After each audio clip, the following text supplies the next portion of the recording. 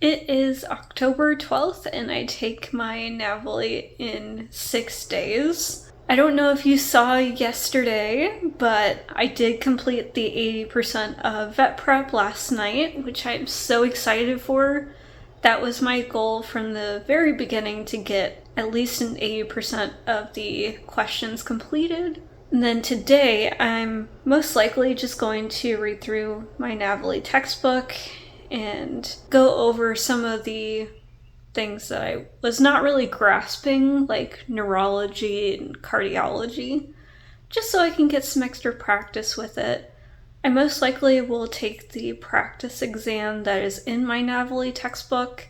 I can't believe the day is coming so close. It's crazy that it's happening this fast. I am getting a little bit nervous for the exam, but I'm trying to keep the nerves at bay by doing a lot of self-care, making sure I've got plenty of food in the fridge, and I do have a hotel already booked that I will be going to on Friday night, so I can be in Roanoke and not deal with the traffic first thing in the morning, because that is where my testing center is. There's only a few testing centers throughout each state, so you'll definitely want to check to see where you can take your exam. I am planning on making a whole separate video about my NAVLE day itself, and also like the few days leading up to it, and showing you the hotel, of course, that I will be staying at, and then show you kind of what I do to treat myself after taking this big of an exam, because this is one of the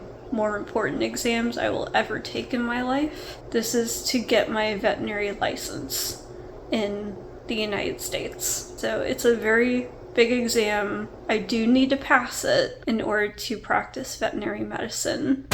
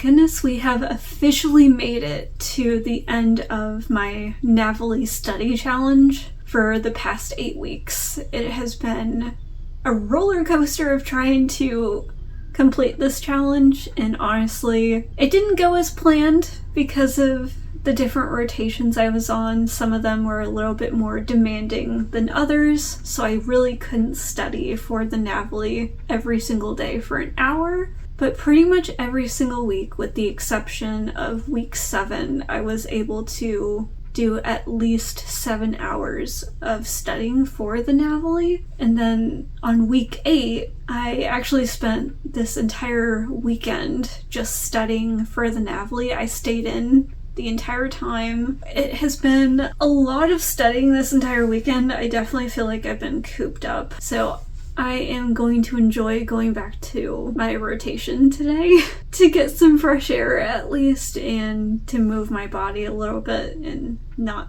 stay on the couch all day. I will say I definitely have been mixing things up in my rotation in front of my peers, so I'm sure they think I'm kind of stupid, but at this time I don't care because I am so sleep deprived. And I've really been hitting the books very hard the last couple of days, and my brain feels like mush. I'm hoping after the NAVLE I can get back to a normal routine of just being prepared for my cases for my clinical rotations. During my studying yesterday, I was definitely having a lot of random thoughts about, oh, what if I don't pass this exam? And I wanted to address that because yes, that is a very valid, scary question to ask yourself. I have 4 more chances of passing this exam to get my veterinary license. So this is not just a one-time test. If I don't pass it the first time, it is going to be okay.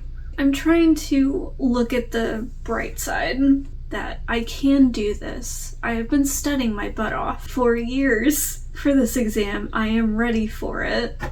SGU prepared us pretty well, and then Virginia Tech has also prepared me very well with the rotations I've had.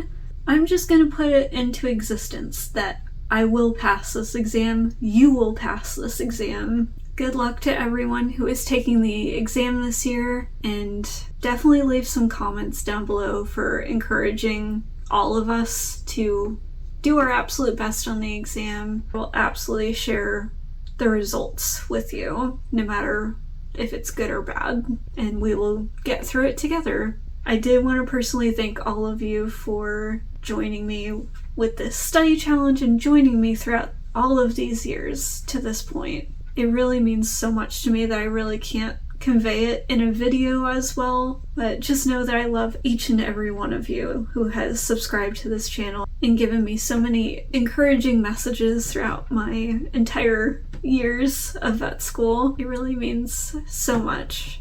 I'm looking forward to sharing this experience with you.